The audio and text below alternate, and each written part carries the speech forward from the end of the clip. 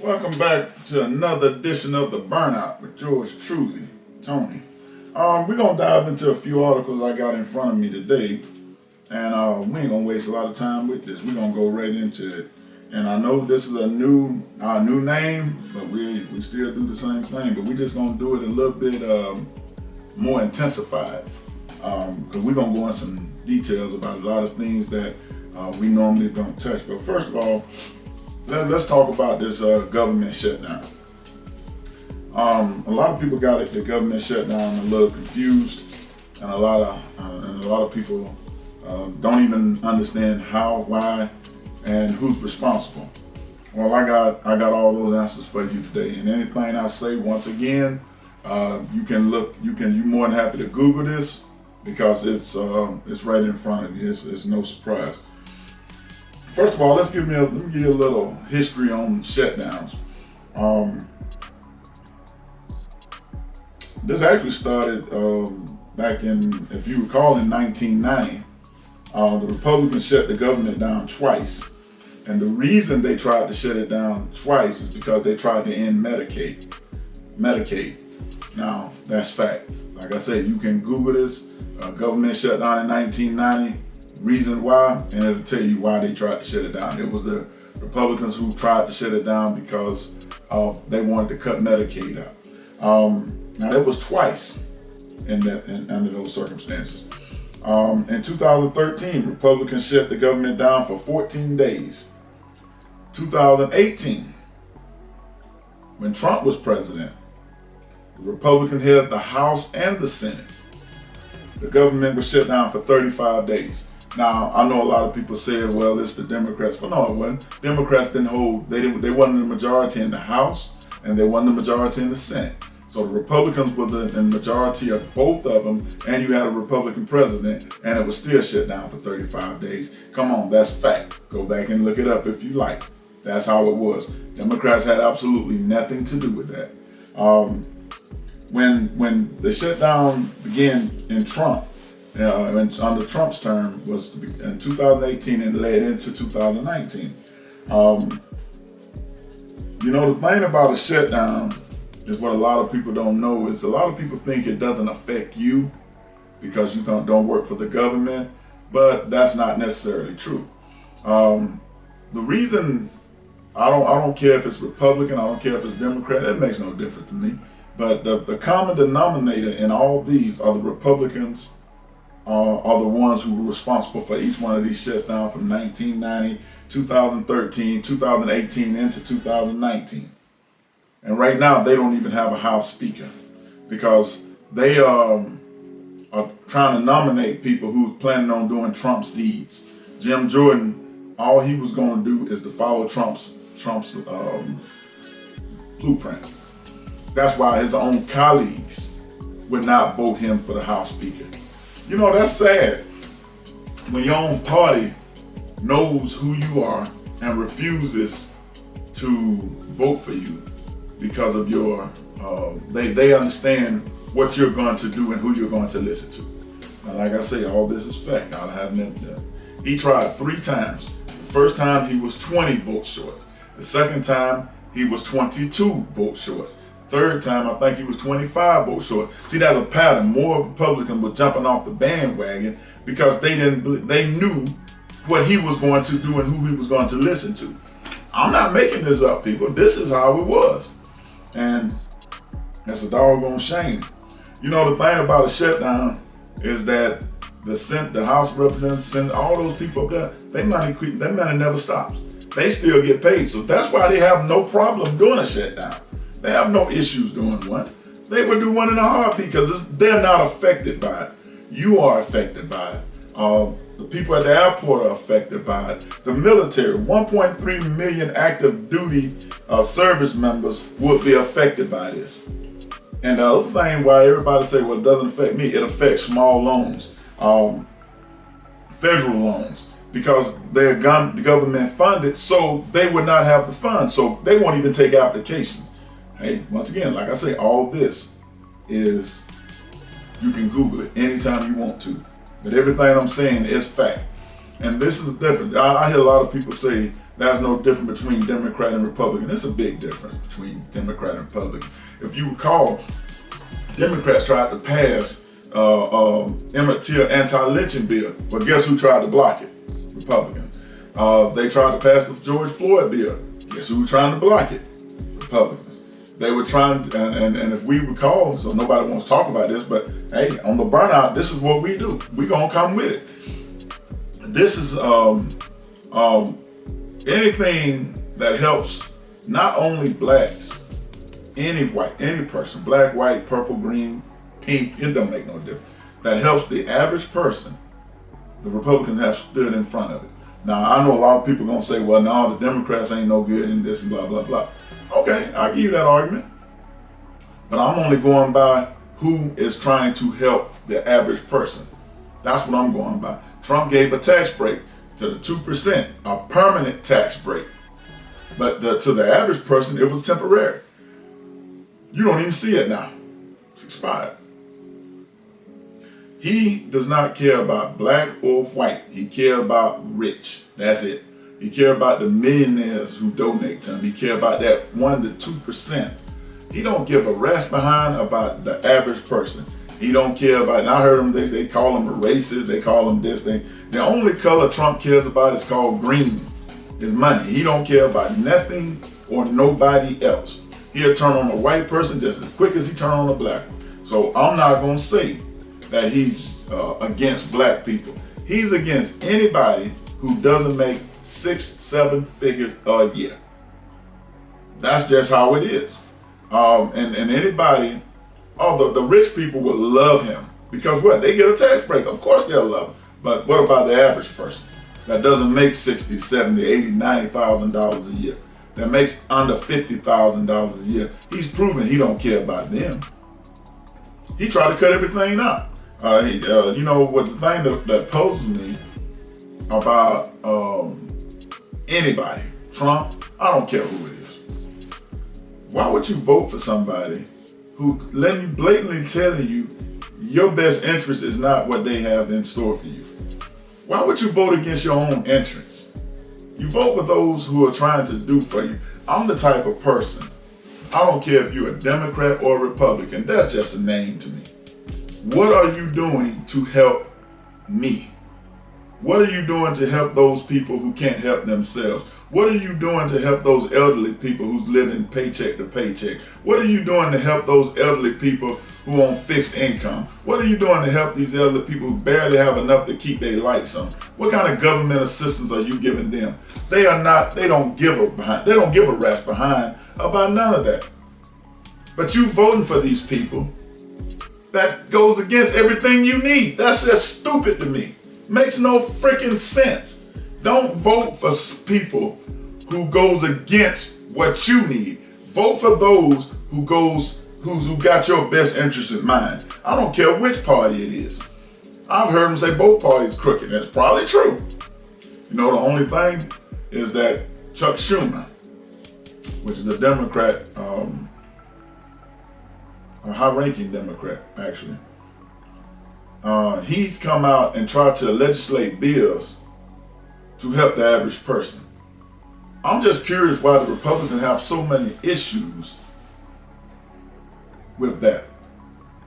And I know if you make $90,000, $110,000, $115,000, you don't give a dog. You don't give a rat's behind. I already know that because that helps you out.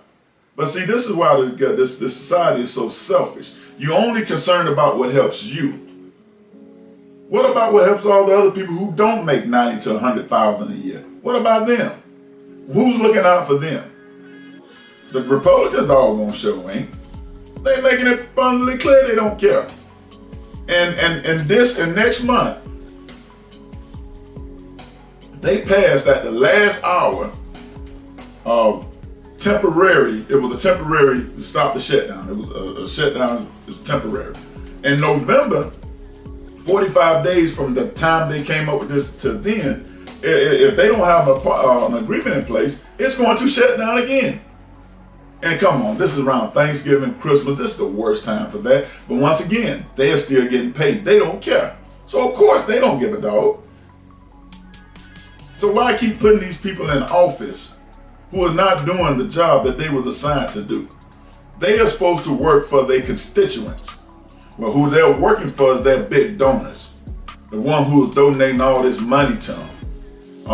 That 1, 2, 3, 4% tile, that's the one who they're catering to.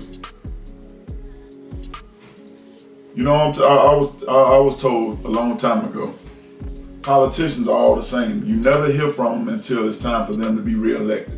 If you don't come around now when you in office, when you got 2 to 3 years left before you have to be reelected, don't come to me when it's a month before your election, be it trying to come around the neighborhood, trying to make yourself be known. You only doing that for a vote, and I don't care which party you from. If the people are in your best interest, then you come around them on a consistent basis, not only when you want votes. That's just how it works. Now, everybody can look at me crazy and like, no, I'm gonna vote for this person, I'm gonna vote for that person. You know, the crazy people are the ones who don't vote.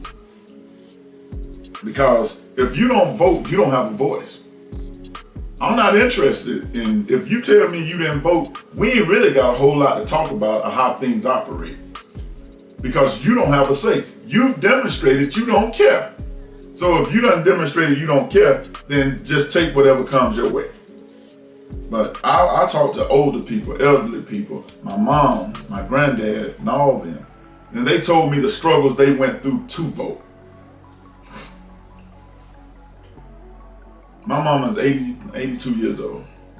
Every time it's time to any election, it don't make no difference. If it's presidential, it could be mayor, whatever. She gonna go and vote because she told me the sacrifices they had to go through to vote. And we have some people, I ain't gonna name no names, they have the audacity to say, my vote don't count. Well, when you don't vote, it don't count.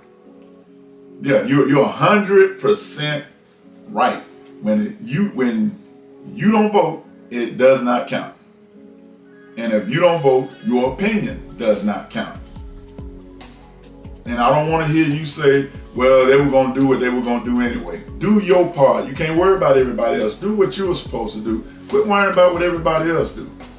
See, that's what's wrong with the thing. You're too concerned about everybody else. Right? Worry about what you do.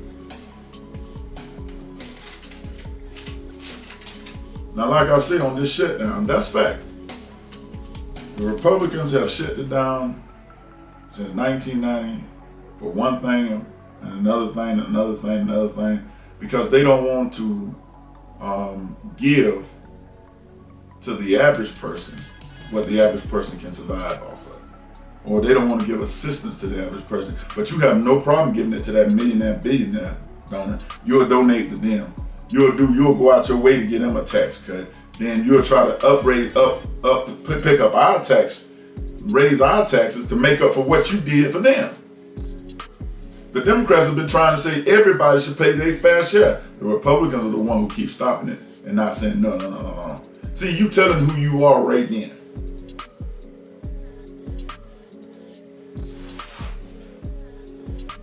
That's just fact. I'm sorry, whoever don't like this, I'm sorry, but that's how we do it. And that's just pure fact. Anything I say that you don't believe, Google it. That's all you gotta do. You ain't gotta take my word for it, Google it. Everything I say is 100% accurate.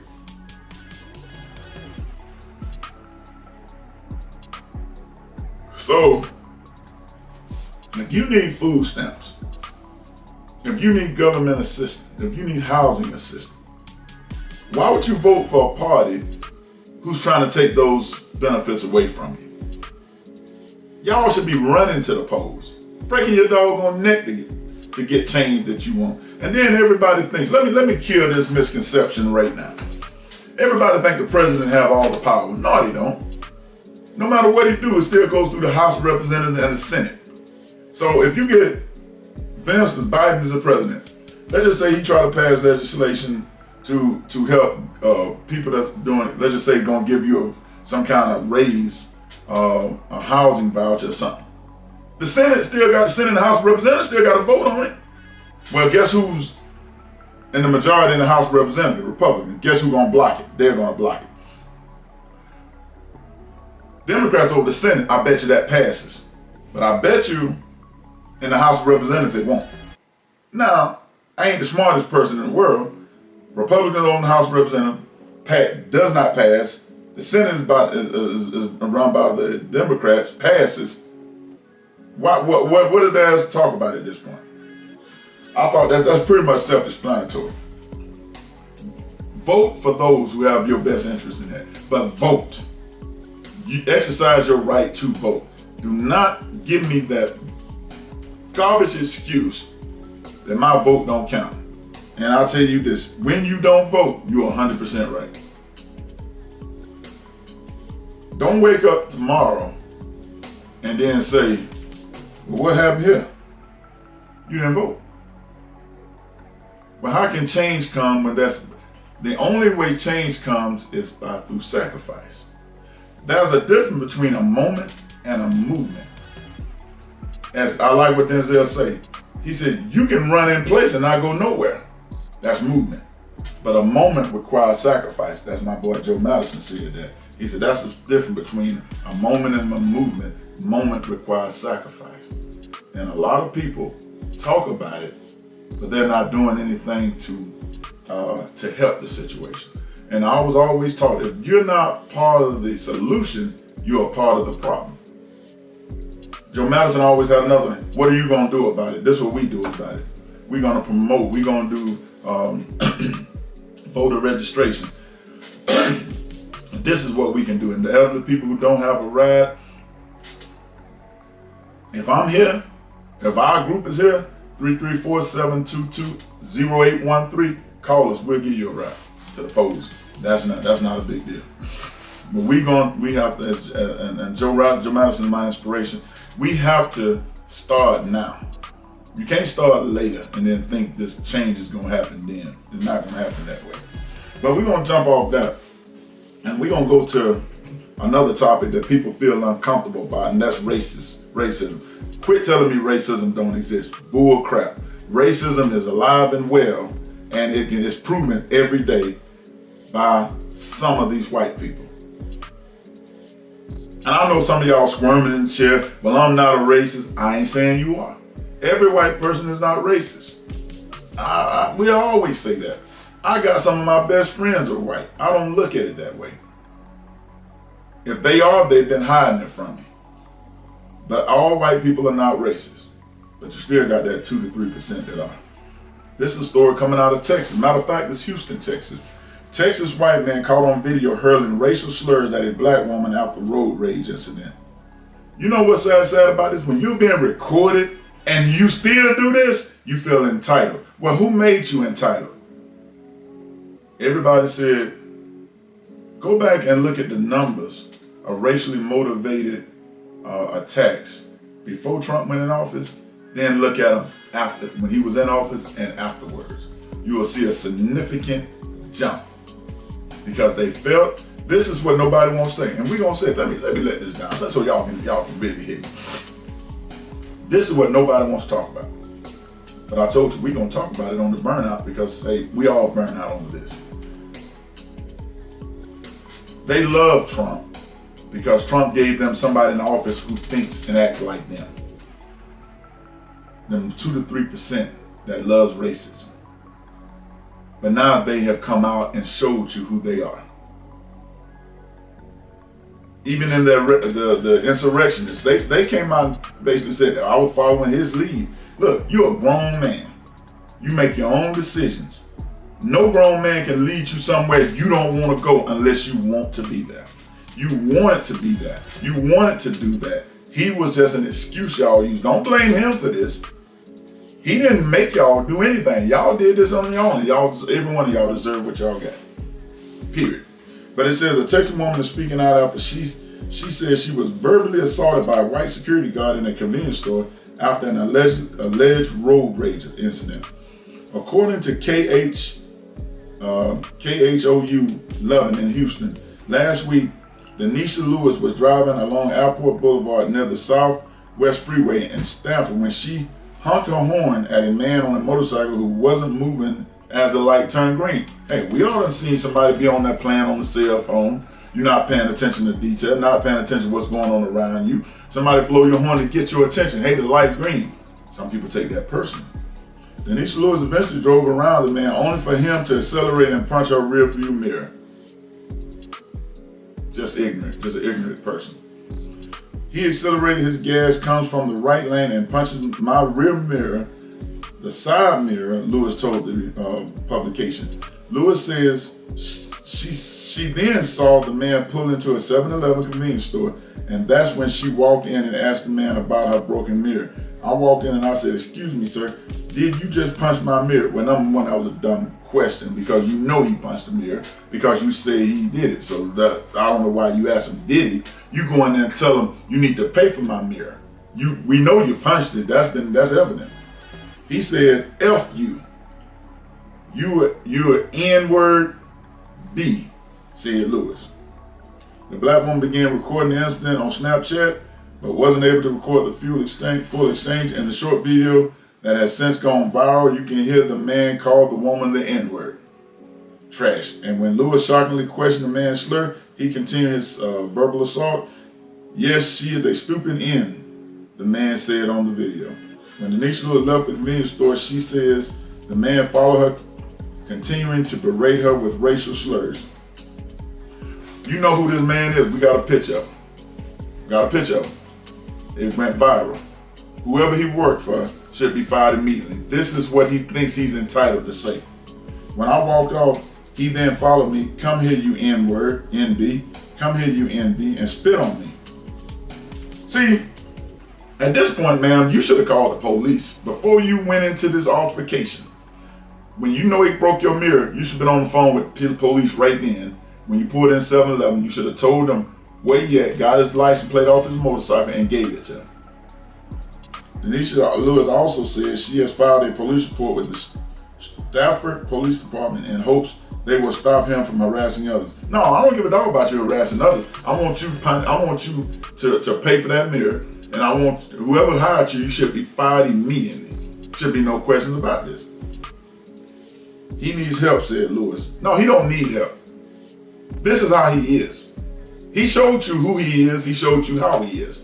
He don't need any help. The man is a danger to society, X told Houston 11. He already demonstrated he will commit a hate crime against an African American and uses racist, hateful language on a female, spit on her, walking around with a gun. See, the gun makes him feel entitled. But see what that gun does, that gun's gonna get your behind whooped. That's what that gun does. Because you're gonna cross the right one, and they ain't gonna acknowledge that gun. You know, you ain't, just because you got one, they didn't stop making them because you had one. See, this is how this bull crap starts. But then I keep hearing people say, well, I don't see racism. When you don't want to see it, of course you're not gonna see it. The only way to counter racism is to acknowledge it exists. If you don't acknowledge it, if you don't want to acknowledge it exists, you're never going to conquer it. You're never going to get surpast this. On Saturday, the company issued a statement on social media saying the man in the video is no longer an employee of the company. Thank you. He should not be allowed to work anywhere where he's required to have a firearm. We want to address a recent situation that has come to our attention. We understand that there has been a concern circulating regarding an ex-employee who used to work for our company but has not been affiliated with us since 2021. Okay, look. The only way that we're going to conquer racism is that the people who are not affected by it are as outraged as the people that are. I've said that multiple times.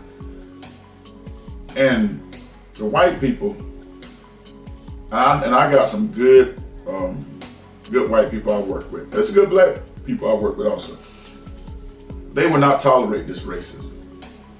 I won't name names, but the company I work for, I know the president of the company, I know the CEO of the company, and I know a lot of people in that office. If you start some racist mess, they are going to get rid of you. They do not play that game.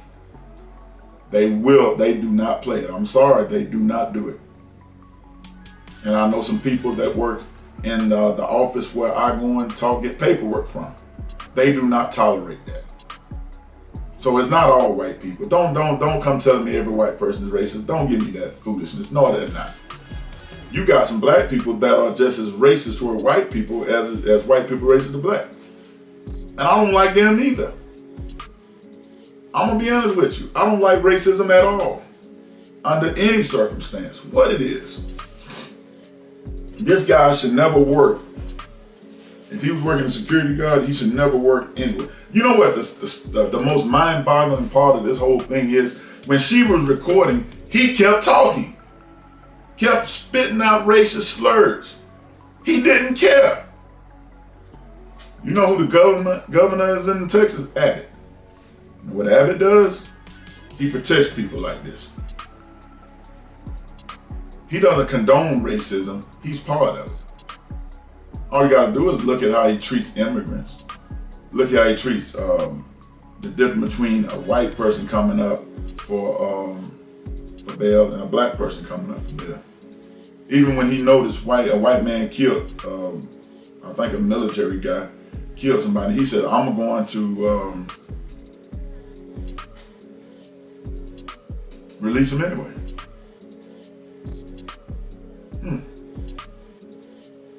Interesting. Your state, the head represents the tail. If the head of your state represents racism, you're going to have these issues. I'm sorry to tell you that. This stuff should never happen in 2023. I'm telling y'all, I ain't going back. I'm not going back. I read about it and I'm not going back, so don't even bring that mess to me. Everybody should be treated with dignity and respect. A hate crime should be punished severely.